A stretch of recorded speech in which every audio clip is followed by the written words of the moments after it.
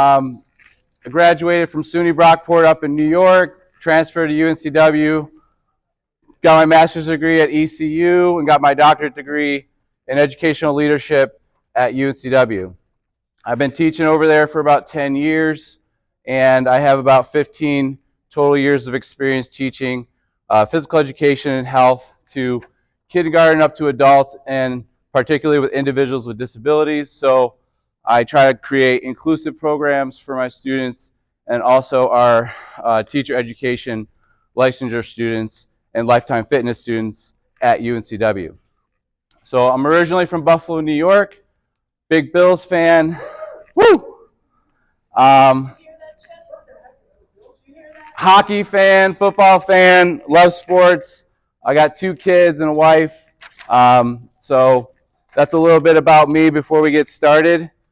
Today we're going to talk about strength and conditioning for middle and high school students, how to program it. Basically giving you the recipe of what I think is the best way, in my opinion, to strength train middle and high school students. So when I have my students create programs in my classes, they typically get their understanding of strength and conditioning from their physical education teacher, and then or their strength and conditioning coach, who's also their sport coach. And what we find in the literature is that many physical education teachers aren't prepared with the strength and conditioning know-how and programming as much as, say, an exercise science major would. There is some difference between training and teaching strength and conditioning than there is teaching physical education, okay? So when it comes to strength and conditioning, we like to categorize it into 4 distinct buckets to make it easy for us not only to learn, our students learn, but our teachers actually teach a sound curricula. So when we start teaching movement or strength and conditioning, we want to start by getting the student aware of their body, aware of their breath, aware of their flexibility and mobility, their range. But you as their teacher should also be assessing these things right off the bat. So once they get into your classroom, start with some mobility or movement exercises just to see where your students are at. Light, controlled exercises or movements instead of, hey, let's come in, let's play some tag, let's run around the court. Okay, let's think about physical literacy and how we can teach our students how to become better movers. Okay, so in elementary school, we talk a lot about gymnastics, and hopefully you teach some type of non-manipulative skill if you're an elementary teacher, but that seems to go out the wayside in middle and high school when it comes to movement efficiency, such as locomotor skills, which are super important and are in strength and conditioning programs. So it's really important to first start with movement, okay? When we talk about each of these 4 buckets that we're going to talk about, they're going to include the health-related components of fitness. So balance, coordination, all the things that we're used to putting in our standards. So all this is standard applicable, and you can start teaching this right when you get back. So do I have any volunteers that want to go through our bucket strategy with me? So if you want to participate and get physically active this morning, go ahead and stand up and make your way out to the middle of our gymnasium here. So if you want to participate in any activities, come on out. Come on, we're phys ed teachers, come on. So let's just try to make rows here. Okay. Oh, we're going to go through our program and everybody's going to watch. So if you could go in this section right here for me and make rows of about 5. So let's keep going. Yeah, keep going, keep going, keep going, keep going, keep going, keep going. Wait, we're going behind them? So we're going to have a row of 5 and then another row of 5. Yep. As many rows as 5 as possible. There we go. There we go. Or 4. Maybe 4 is good. Let's just do 4. There we go. We got it. There we go. There we go. All right. So we're going to start with some breathing. So go ahead and sit down. Lay in your backs. We're going to start with the breath. And I like to start all my phys ed exercise or classes and strength and conditioning with some breathing, just to get some diaphragmatic movement, which is when the diaphragm moves down on our inhale and up on our exhale. So go ahead and bend your knees. Hands, pointer fingers, one on the front rib, thumb on the back rib, so that you can feel 360 degrees here.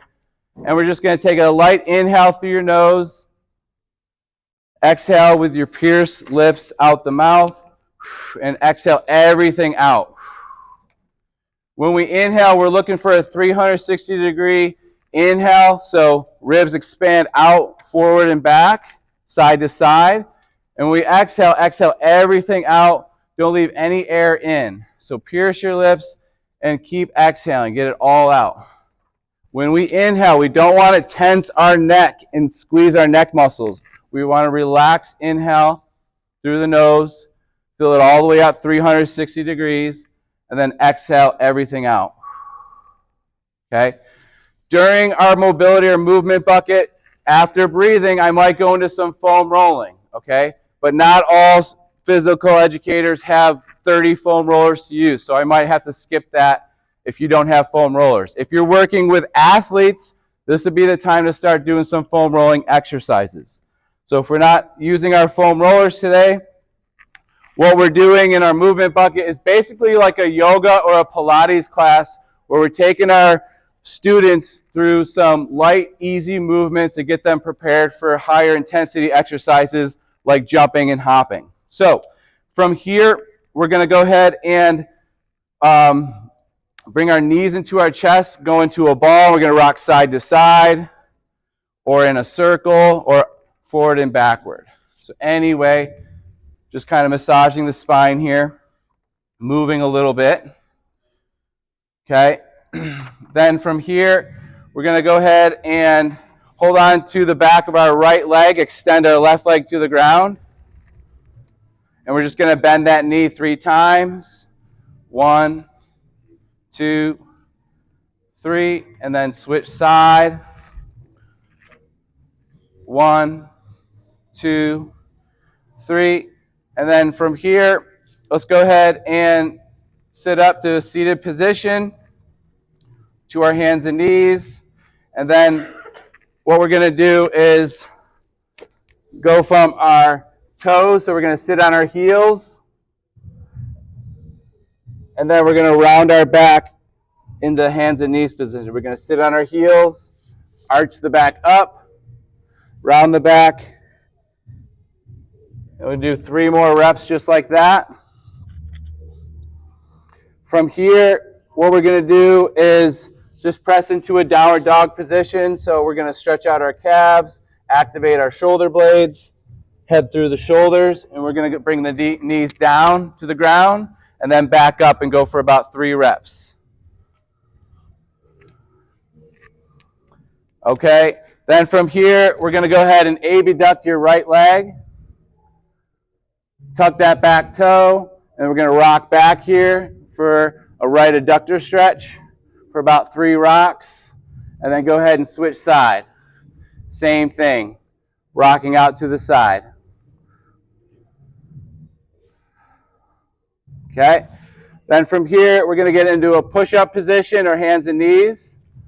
We're going to step our left foot outside our left hand.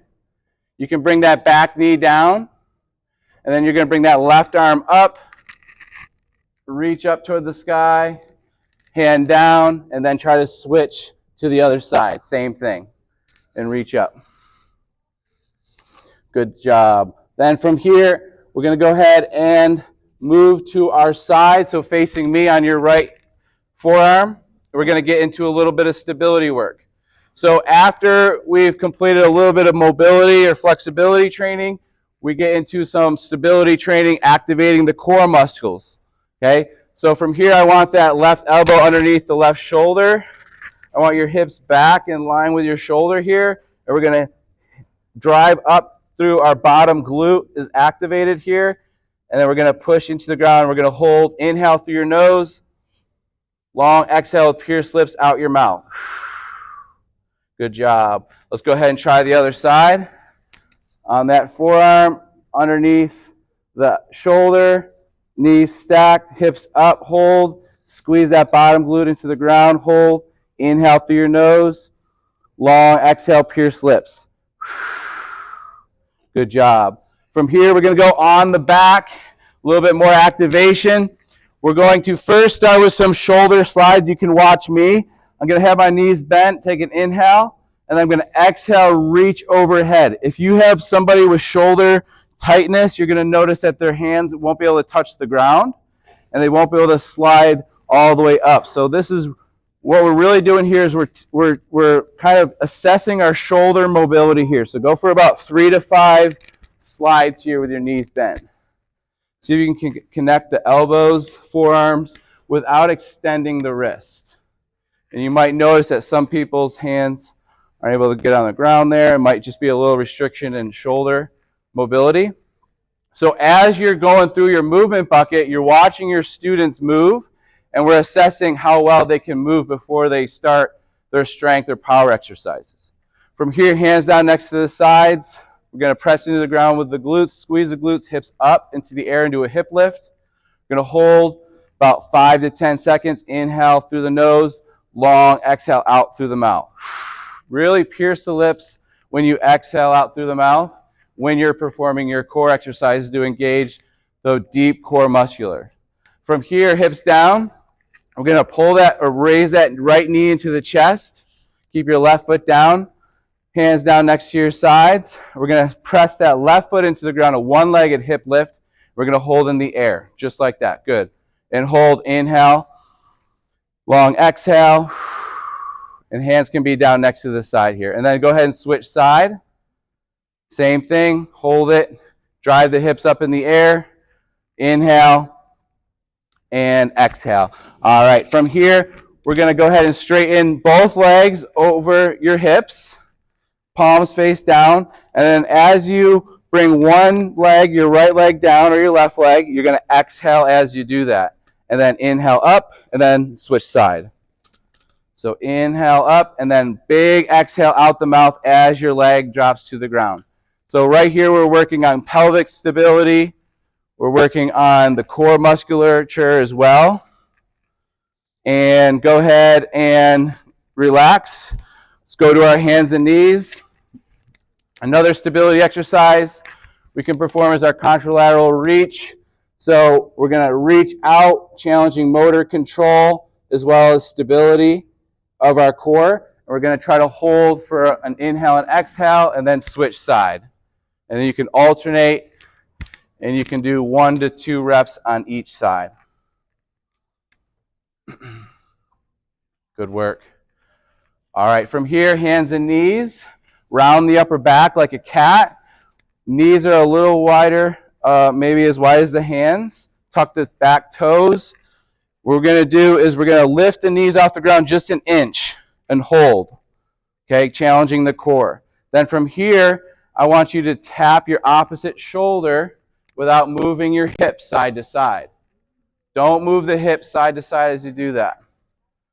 Okay, and then relax. So you're just challenging your stability, particularly anti-rotation stability. A lot of times you see students, they do the shoulder taps, and we're going like this, okay, where we're not actually challenging the core if we have all that mobility in the hips. All right, so after we've performed our stability, go ahead and stand up. Okay, we get into our dynamic work. So a lot of times you go to a class and the first thing you might warm up with is, say, some skipping or some tag exercises. Okay, so I like to start with the mobility, stability, and then we go into our dynamic strength and then dynamic locomotor. So a couple examples of dynamic strength here would be our toe touch to squat. So feet are about shoulder width distance. We're going to touch our toes with our legs straight. Then we're going to bend down into a squat. Hips go back up, and then stand up. And then go for 2 more just like that. Touch the toes, squat, hips up, and then stand up. And then try 1 more, just like that. Good. So now we're going to try the single leg reach. Feet are underneath the hips. Okay, we're going to reach with our right hand and then we're going to reach back with our right leg. And we're going to hold, and then we're going to spring back up, and we're going to try to get that knee at 90 degrees here. Okay? We're going to try 3 on each side. This is your single leg reach, dynamic stretch, dynamic strength. Okay? And what are we doing here? We're hinging at the hips. The last exercise, we were squatting. So why is that important? Why are we going over a toe touch squat and a single leg reach? Because later in our strength, we're going to be performing squats and we're going to be performing deadlifts and hip hinges. So the important thing is in your warm-up is to perform the patterns of exercises you're going to perform during strength, but in an unloaded and a very safe manner to get them warmed up and primed for more specific movements. Okay? So one more example would be a lateral squat here. So feet are wide, toes are forward. We're going to shift to your right side as we reach our hands forward. Try to do it as slow as possible. You're going to squeeze your left quad and try to bend into that right knee here. Okay? But a lot of times our chest moves here. We want to try to keep our body upright. So I should look the same way in the side angle from a regular squat as a side squat. Okay? So challenging the adductors here. We're going to try one more on each side. Okay? So activating your muscles and then also stretching. Now getting into dynamic locomotor, we can do knee hugs or knee to chest. So what we can do is start thinking about that triple extension or getting a lot of our calves hooked up with our glutes and hamstrings. So we can step, pull the knee into the chest, point the toe down, point the toe into the ground, and then try the same thing, two on each side. You can exhale as you go through. All right, walk backwards to your starting spot. Okay, so we can perform the leg cradle as a dynamic stretch as well. So outside of your left knee, reach around over top of the calf, not the foot. And we're going to try to pull it up to the chest, step, pull, step, pull. 2 on each side, then walk back. Good job. All right. Heel to butt. So you're going to reach for the back foot. You're going to hinge forward and reach, and then stand up. Try 1 on each side. Okay. Now we can get into more locomotor skills. So starting with our march. I want to see the thumb underneath the chin. Okay. It's a good cue because sometimes you'll see this or this. Arms are straight. So you want to really think, get those arms up and hips, knees to hips, and try to get those toes up as well. This is going to lead us into our skip. Have a little bit of swinging with the arms, not so much bend of the elbows. Okay?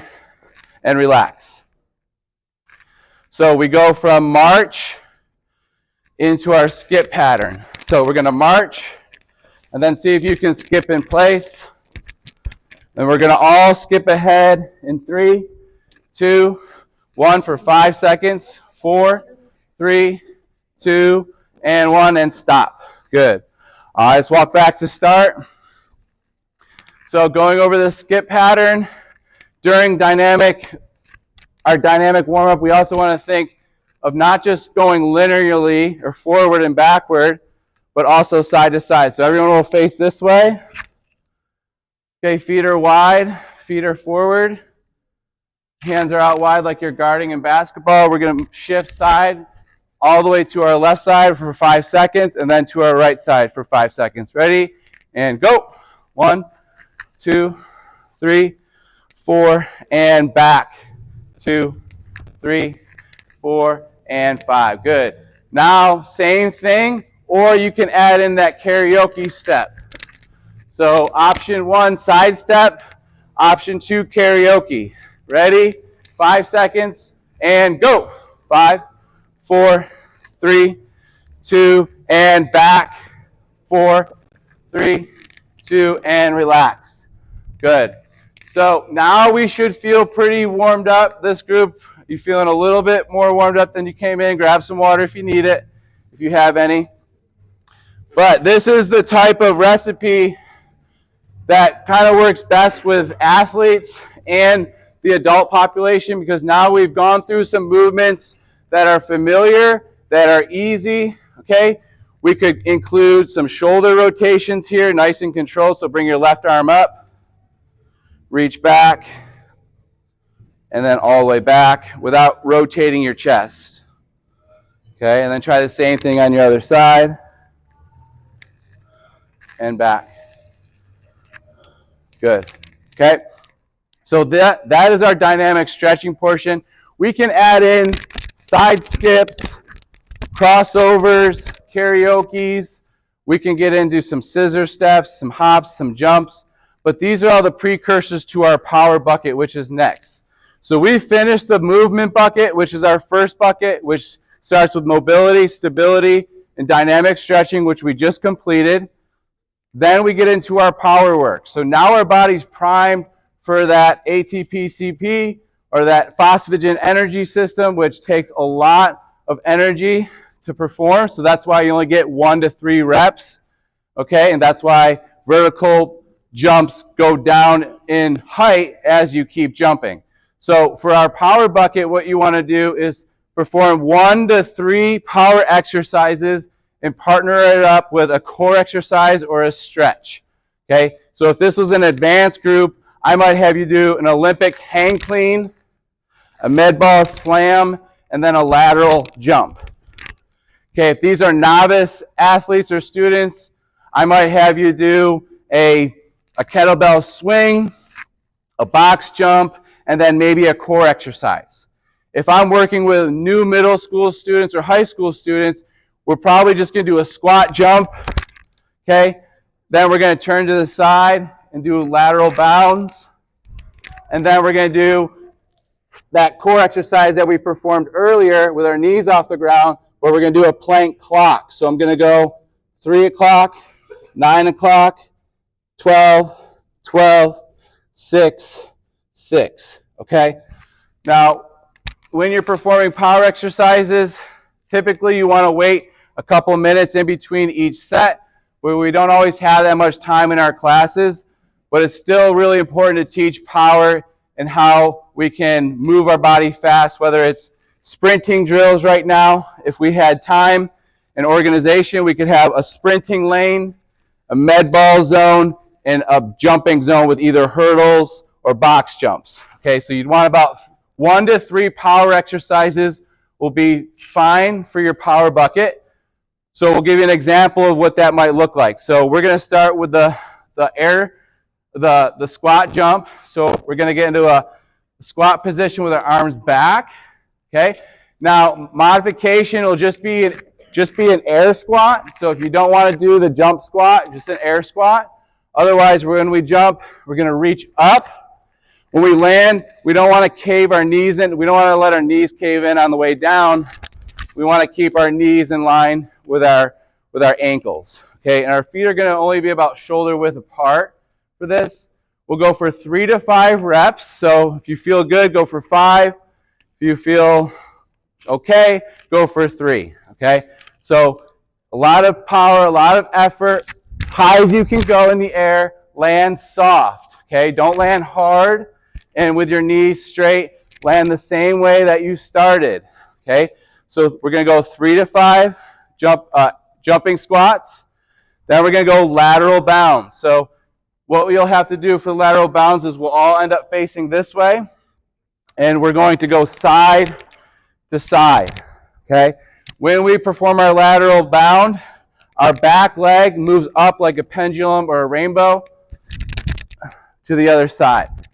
Modification is just going side to side, using your back foot for balance. If you want to get more technical, you're trying to open that back leg up. But let's go ahead and make a little bit of space. Let's have this first row Yep. All right, perfect. So we're going to start with that jumping squat, 3 to 5 reps. Then that lateral bound, 3 to 5 reps on each side. And then that plank clock, 1 or 2 total rotations. Okay, so we're going to start with the squat jump. Ready? And go. 1, 2, 3, 4, 5. And then we'll face this way. Go for that lateral bound. Nice. Good. Sinking that back hip. Try to keep balance. Nice job. And then plank clock when you're ready. So hands and knees off the ground an inch. Reach out to 3 o'clock. Reach out to 9 o'clock. Reach up to 12. Reach up to 12. Try not to move the hips or the knees. And done. Good work. All right, clap it up for this group right here. We are now about halfway or about 45% way through our workout. Okay? So after you perform your mobility, stability, dynamic stretch, you take them through 3 to 5 sets of power work for about 3 to 5 exercises.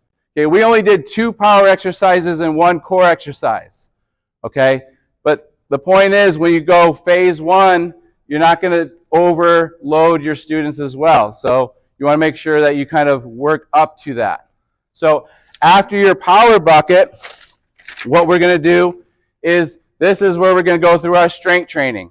If you have a weight room and you have equipment, this is the time to use it. Some people don't have all the bands, cables, medicine ball in the world, or maybe they don't have dumbbells or kettlebells, or maybe they just have a few of these things. So we're going to talk about what strength exercises you should program when you are training your students. So there is 3 types of exercises we can categorize when we're teaching strength and conditioning. They are upper body, lower body, and core exercises. Would we agree on that? Maybe, okay, upper, lower, core, right? If we just focus on those 3 things and how to separate those 3 things, we can do our students a lot of good.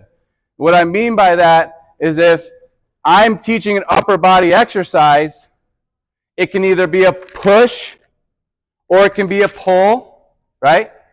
If I'm teaching a lower body exercise, it can be a squat or it can be more like a hinge. And those are 2 different types of exercises. We also have core exercises, stability core, and then rotational core exercises. All right? So it's important to make sure that we know the differences and that we plan these differences in our programming. So for example, if I'm going to teach a 2-day program a week, I'm not going to do a body split type of style of training. I'm not going to do all lower body on one day and all upper body on the other day. Okay? I'm not going to do all chest and tricep on one day and back and bicep on the other day. Our students aren't bodybuilders yet. They need to understand the whole system of training before they start to choose what type of style they should be training in. So we need to make sure that we educate them on the different types of upper body, lower body, and core exercises. Starting with upper body, we have our pushing in the horizontal plane, and we have pressing overhead, which is in the frontal plane of motion. This is in the sagittal plane of motion when we push. So we want to make sure that we have a balance between sagittal, pushing horizontally, and also pressing overhead. So one day I might have them do predominantly pushing, and then another day I might have them do predominantly overhead, on top of lower body and core exercises. So when we have our other exercises that are upper body, we think about our pulling exercises, which can become our vertical pull or our horizontal pull. Pulling exercises are the most neglected exercise in physical education, right? We don't have our 30 students line up to a pull-up bar. One, because pull-ups are seriously really hard, and not a lot of people can do them, so it's not really that an inclusive exercise. You're not really going to build them up if they're failing. Two, we don't have enough bands and cables to do horizontal rows. So what do we do in place? Okay?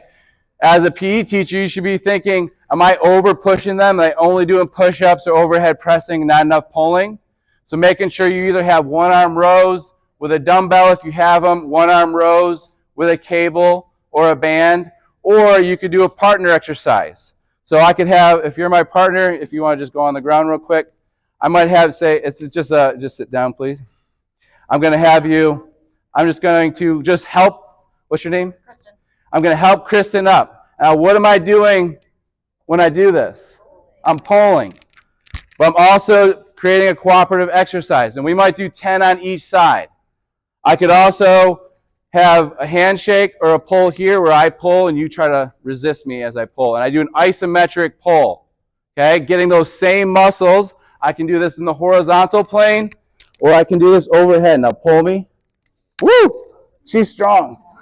Okay, so I can still get those pulling isometric and concentric exercises. I can do those with partners. We could hold on to a towel and do those in the horizontal or overhead plane. So we can think about strategies to get the whole body, not just pushing exercises. So we're going to go through the strength bucket. Okay, we're going to start on our backs. If you need some water, go ahead and grab it. We're going to start with our double leg hip lift, which we already completed during our stability. Okay, so our hip lift is our feet are in line with our shoulders. Okay, feet are forward, hands on the ground, knees are over or outside in line with the feet. From here, we're going to press into the ground, squeeze our glutes, hips up high, hold, inhale softly through the nose, long exhale. Hold for 5 to 10 seconds, and then come back down. Now I want you to try that single leg hip lift. You're going to pull, not literally pull, but bring your right knee to your chest. Keep your hands on the ground. And then you're going to drive that left leg into the ground. You're going to go down and up for 5 reps on each side. So down and up. Yep, all the way down, all the way up. 2, 3, 4, 5, and then switch. Good job. All the way down and up. Press through the whole foot. 2. So this would be considered a hip dominant exercise, right? Mostly hamstrings and glutes. When I talk about knee dominant exercises, we're talking about the quads. So we just performed lower body. Now we're going upper body. So we're going to go to our crab walk. You've done crab walk in elementary, right? Get into a crab position.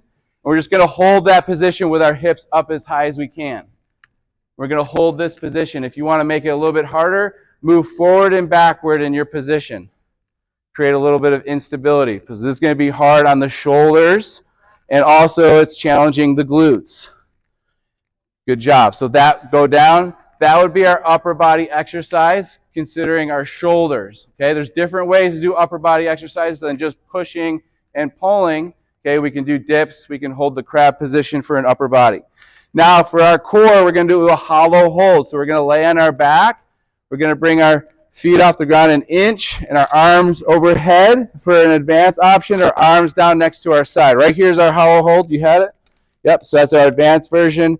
Hands down next to your side would be the beginner version. Okay, so go ahead and hold that. Challenge yourself and just focus on your breathing here.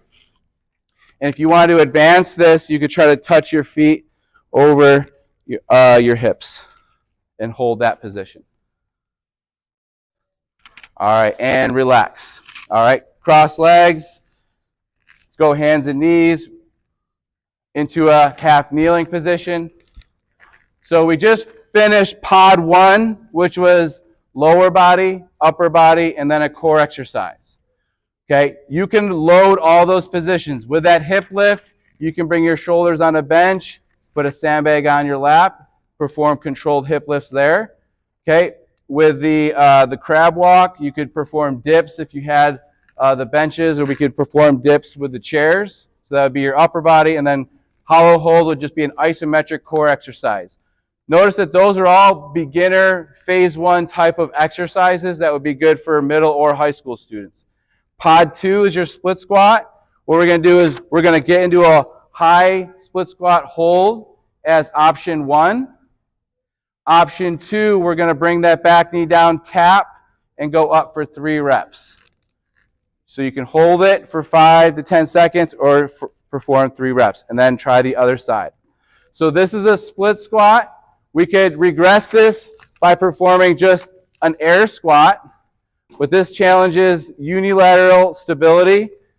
So focusing on one leg here, that predominantly that front leg. And whenever we're performing a squat, we're focusing mainly on the quadriceps. So notice that in pod 1, we focused on glutes and hamstrings for our lower body. Pod 2, we went to quads, okay? And then we go back and forth so that we don't overload the muscle and tissue, so we're not making our players and students sore.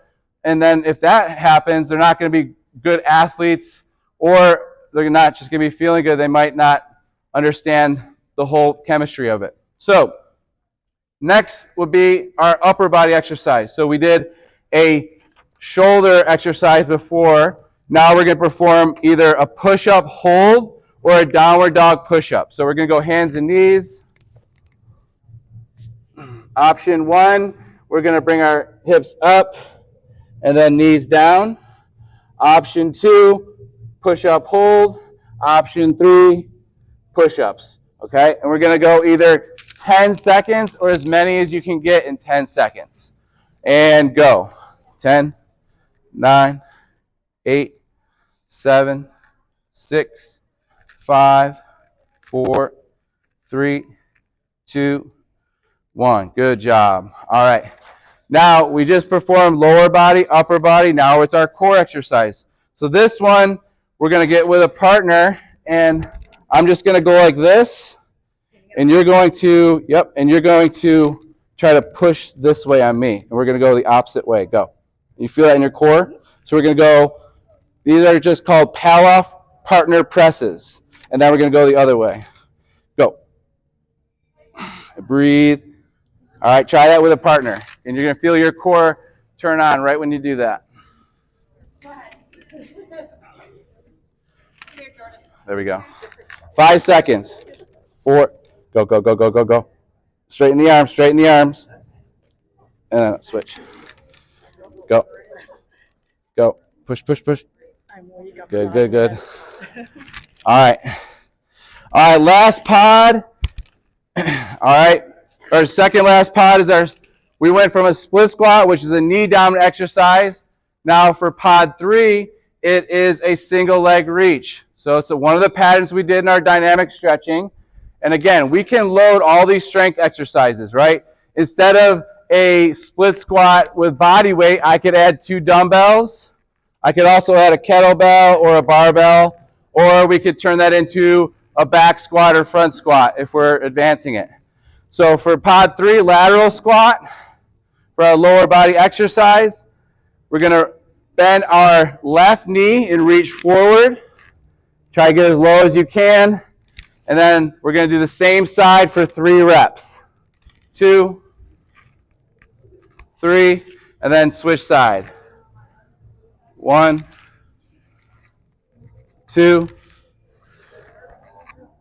3. Good. All right, now you're going to do a partner help up or get up for 3 reps on each arm. So get with a partner. All right. Me first? Yeah, just do 3 reps or 4 reps, 2 on each arm, then switch. Ready? Go. 1. Okay. Down. Okay, so I'm not doing anything. 2. Right. 2. So the person at the top is working the most. 3. I'm going to try the other side. Okay, so then you would rotate. Yeah. Now, would you tell you want the partner to do both before you switch? It doesn't matter. Yeah. Go. Just as long as both partners go. All right, I'll go now. Okay. So Yep. Good. That's good. Good. All right, other side. All right, we'll do one more. Good. All right. All right, so that would be our upper body pull, or then we would perform our core exercise, which we'll do real quick, which would be a get up. So go ahead and lay on your back. It's pretty much the same, but with no help. So we're going to bring our right hand in the air over our chest. We're going to bend our right knee.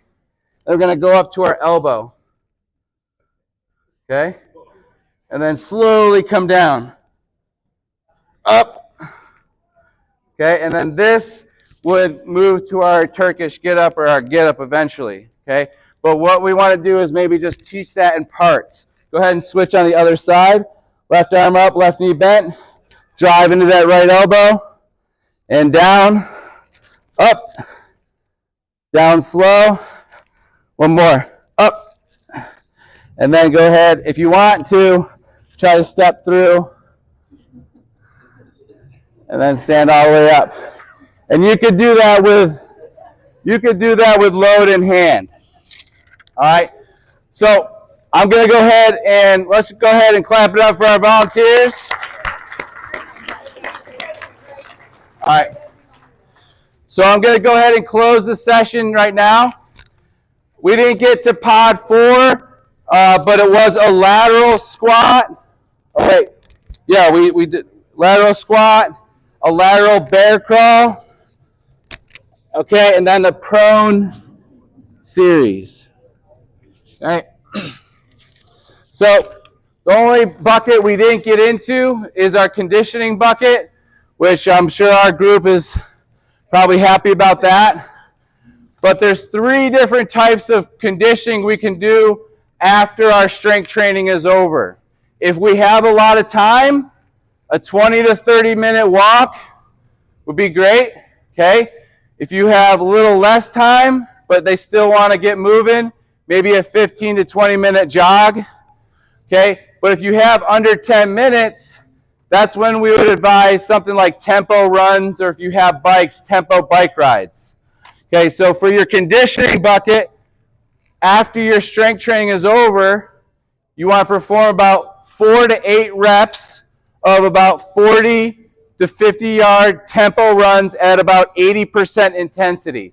So this isn't 100% intensity. We're not having our students sprint at the end of class, but this is to get our heart rates up and down.